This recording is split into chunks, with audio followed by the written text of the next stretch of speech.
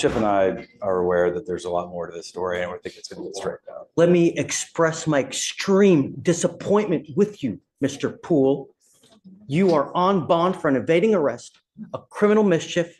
You've picked up an aggravated assault of a family member and now a terroristic threat.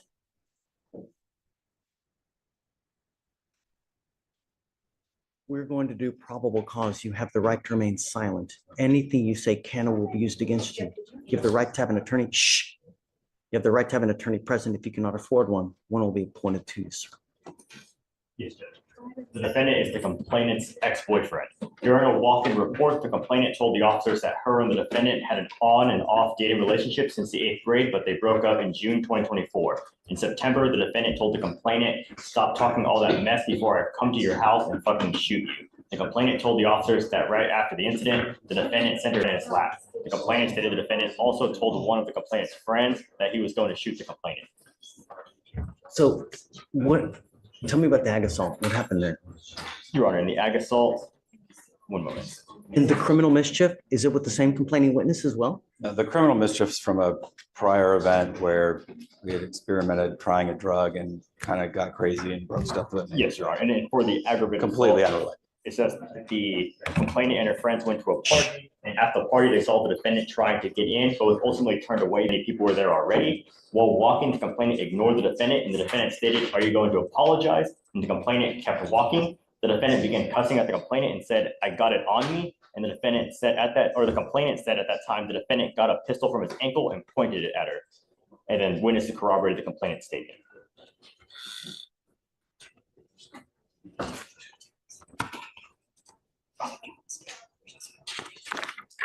And Your Honor, there's also a pending terroristic threat out of Galveston as well for the same complaining witness. Yes. Did you know about this? I did not know about that. Do you have an open case in Galveston as well? I think, Mr. Poole, that you are a complete and utter danger to our society. And I'm going to do everything in my power to protect Harris County from anyone that does any kind of damage whatsoever. I am now revoking your bonds on both of your other cases. Goes with you. I'm sorry. As much as I love you,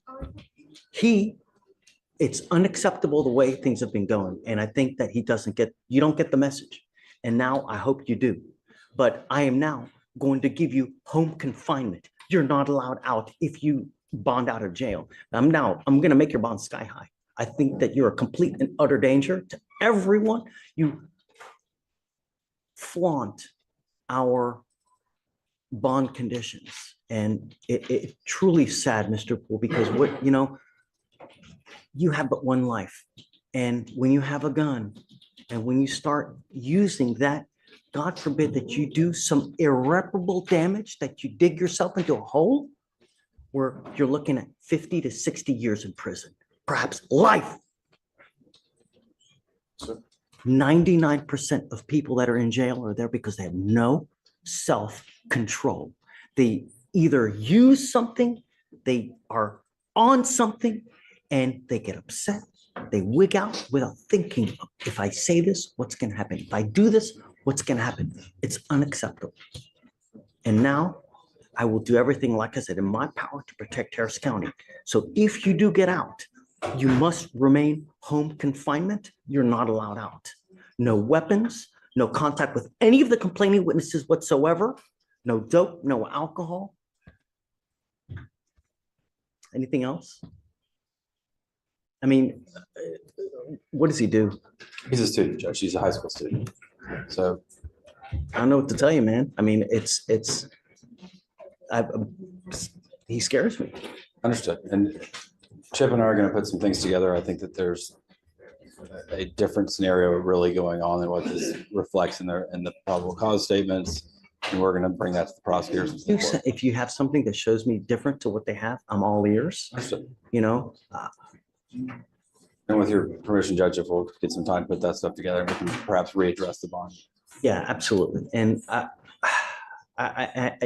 I never want to see a kid lose out on school, because to me, it's the most important thing in life, Understood. If Um, we do home confinement, can there be an exception to that when he's at school and he just has to report immediately back to his home? Is he like in high school? It's a high school. In high school. I mean, Yeah, Judge, he's actually currently, because of this situation, doing online school, so he'll be able to do it from home. Oh, okay, good. So disregard. There we go. Are you, mom and dad? Come on up, come up.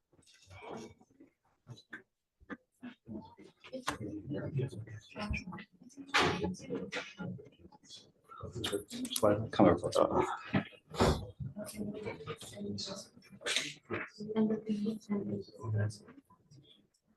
Thank you so much for coming. Shh. It's out of control. I don't know what else to do. But it seems that when he's out in public and he's out, partying, as they say, there's a wake of trouble. Did you guys know that he has a case in Galveston as well? No, Your Honor, this is the first time I've heard of that. Is it currently open? It's currently open, Your Honor.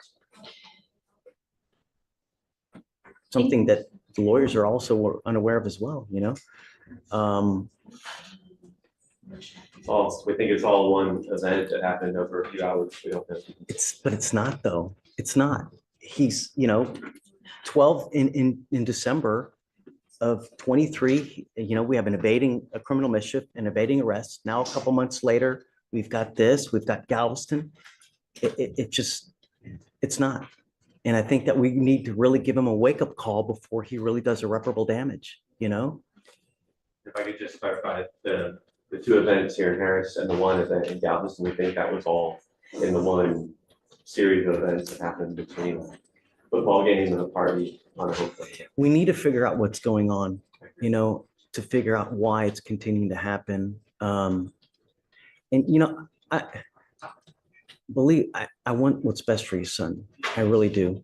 And I will help you in any way that I can. I have to put him in custody today because I have to show him that it's unacceptable what he's doing and picking up these tuna cases, especially the fact that he's picked up an aggravated assault. That's, you've got a great lawyer. We'll be here to figure it out with you. And Judge, he's already addressed the bond on the felony case as well. So he's gone in and addressed it with the felony. We're just, Bond, huh? understood. So I'm making your bonds 30,000 each. I don't know if they're going to bond you out, but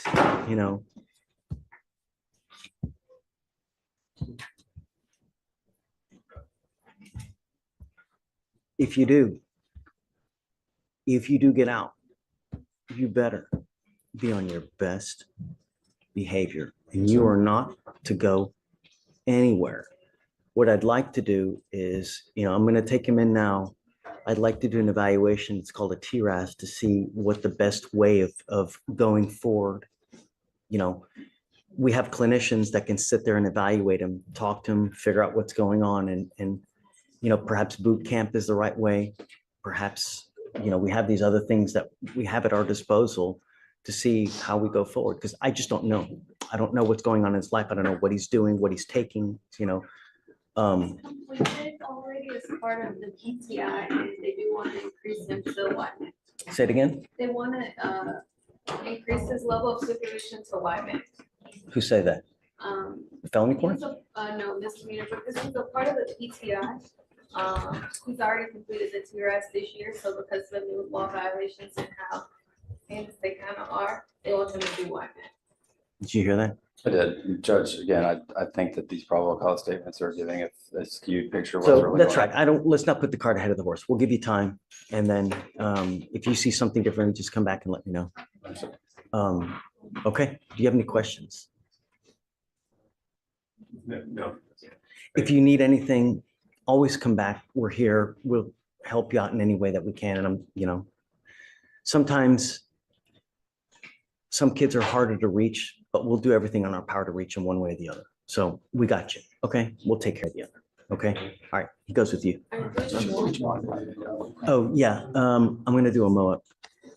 So hold on, Stephen, hold on. Mr. Poole, I'm entering in what's called the magistrate's order for emergency protection that identifies SM as a protected individual. You're not to commit family violence or an assault against this person, commit an act in furtherance of an offense under section 42.072 of the Texas Penal Code, which is the stalking statute. You cannot threaten, harass, use another person to communicate a threat or harassing behavior. You cannot be in possession of a weapon or go within 200 feet of where this person works. If you violate this court order, the state can and will file a violation protective order, and you violate those conditions, I can have a hearing to hold you at no bond. Zero bond, and I will do it in a heartbeat to protect every person of Harris County. Do you understand, Mr. Poole? Okay, all right, we'll have him sign it and then.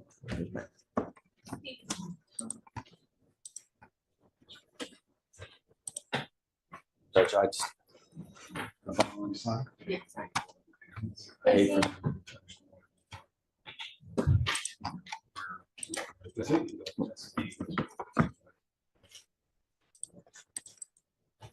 Do you know that they are 100 for going? on to him. Do you know that they're 100% going to? What do you want? I don't know. I understand the benefit of expressing the gravity to him of having him go into custody and have to bond out, get processed through the jail, spend the night in jail.